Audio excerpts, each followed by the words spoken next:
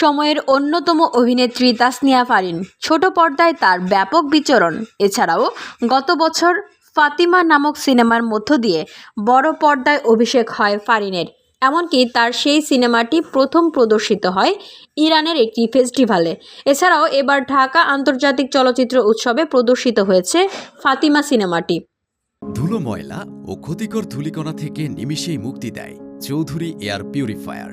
এর শক্তিশালী সাকশন ঘরের কোনায় কোনায় লুকিয়ে থাকা সকল ধুলা টেনে ফিল্টার করে এবং বের করে আনে নির্মল ও স্বাস্থ্যকর হাওয়া। এদিকে নতুন করে গুঞ্জন উঠেছে নতুন একটি সিনেমায় অভিনয় করছেন অভিনেত্রী ফারিন। জানা যায় এটি বাণিজ্যিক ঘরানার একটি সিনেমা, যা নির্মাণ করেছেন নির্মাতা সঞ্জয় সমাদ্দার। বেশ কিছুদিন ধরেই এমন আভাস মিলছে শোবিজ দুনিয়ায়। এমন তথ্য চাউর হয়েছে যে নতুন এই সিনেমায় ফারিনের বিপরীতে অভিনয় করবেন সময়ের আরেক আলোচিত অভিনেতা শরীফুল রাজ। এছাড়া অন্যতম টুইস্ট হলো সিনেমায় খল চরিত্রে অভিনয় করবেন তুখোর অভিনেতা মোশাররফ করিম। যদিও এ বিষয়ে ফারিন কোনো কথা বলতে রাজি হননি। মালয়েশিয়ান প্রযুক্তিতে তৈরি অত্যাধুনিক cleaning machine modern vacuum cleaner যে কোনো ধরনের ধুলো ময়লাকে পরিষ্কার করে ঘরকে করে তুলুন চকচকে ও আকর্ষণীয়।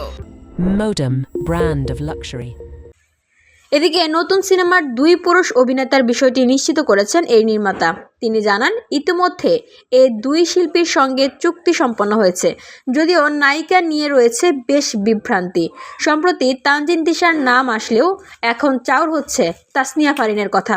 এ বিষয়ে নির্মাতা বলেন, নায়িকার বিষয়টি এখনও কিছু চূড়ান্ত হয়নি। একটি সিনেমা নির্মাণের আগে তো অনেক অভিনয় শিল্পীর সঙ্গে কথা হয়, অডিশন পর্ব হয়। আমার নতুন সিনেমার ক্ষেত্রেও তেমনটা হচ্ছে। শুধু ফারিন নয়, আরও বেশ কয়েকজনের সঙ্গে কথা হয়েছে। এর মধ্যে যার সঙ্গে ব্যাটে বলে মিলে যাবে তাকেই চূড়ান্ত করা হবে। এ সময় তিনি জানান, শিগগিরই সিনেমার সকল শিল্পীদের নাম অফিসিয়ালি জানানো হবে। অফিসিয়ালি সিনেমার নাম প্রসঙ্গে তিনি জানান, এখনও নাম চূড়ান্ত হয়নি। ইনকিলাব ও ইনসাফ দুটি নাম পছন্দ করেছি। সিনেমার গল্প অনুযায়ী আলোচনার মাধ্যমে একটি নাম নেওয়া হবে। VOD Bangla news desk.